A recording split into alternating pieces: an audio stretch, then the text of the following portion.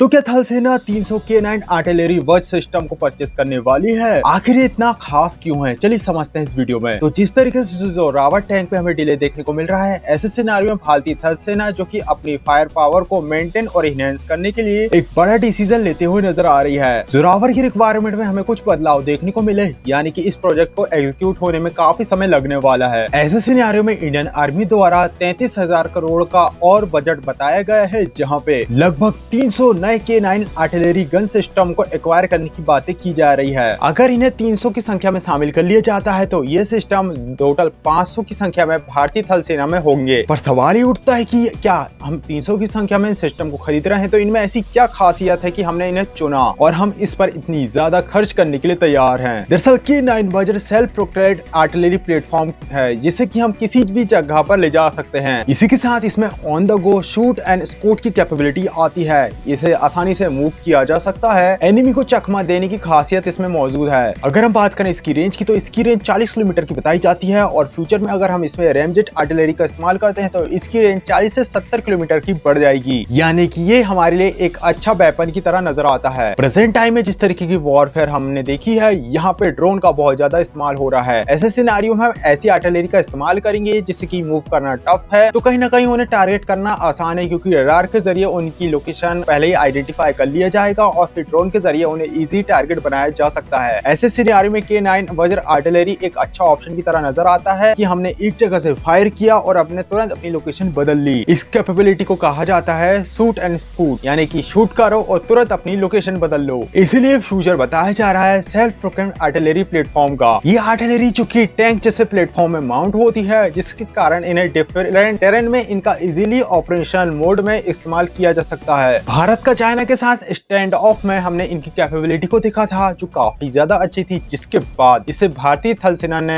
स्वीकार किया। उन्हें यह सिस्टम पसंद आया और अब 300 की संख्या में K9 आर्टिलरी की ऑर्डर देने की बातें की जा रही है। अब क्योंकि L&T द्वारा इस सिस्टम को इंडिया के अंदर कोलैब करके बनाया जाता है, यानी कि हम समय के साथ में इन्हें डिलीवर कर सकते हैं। इनमें हमें डिलीवरी में इशू शायद ही देखने को मिले। हालांकि भारत के टेरेन को देखने के लिए, जैसे कि हाई एल्टीट्यूड और कोल्ड वेदर में इनकी ऑपरेशनल मोड को और ज्यादा इफेक्टिव करने के लिए इनमें कुछ चेंजेस करे गए हैं। इससे पहले 2017 में 100 K9 वज्र का ऑर्डर दिया गया था और इसके बाद अब हम इन्हें 300 की संख्या में खरीद रहे हैं, यानी कि इन्हें ऑपरेशनल मोड यानी कि इनका इस्तेमाल करने की हमारे पास अनुभव है। सो गाइस, आपका क्या ओपिनियन है इस परचेस और रिक्वायरमेंट को लेकर? कमेंट बॉक्स में अपनी राय को जरूर शेयर करिएगा। क्या आपको लगता है K9 वज्र को इतनी बड़ी संख्या में खरीदना सही डिसीजन है या फिर हमारे पास कोई और ऑप्शन अवेलेबल है? कमेंट बॉक्स में अपनी राय को जरूर शेयर करिएगा। मिलते हैं इस तरह किसी अगली वीडियो में, तक के लिए देखते रहिए मेरी वीडियोस को।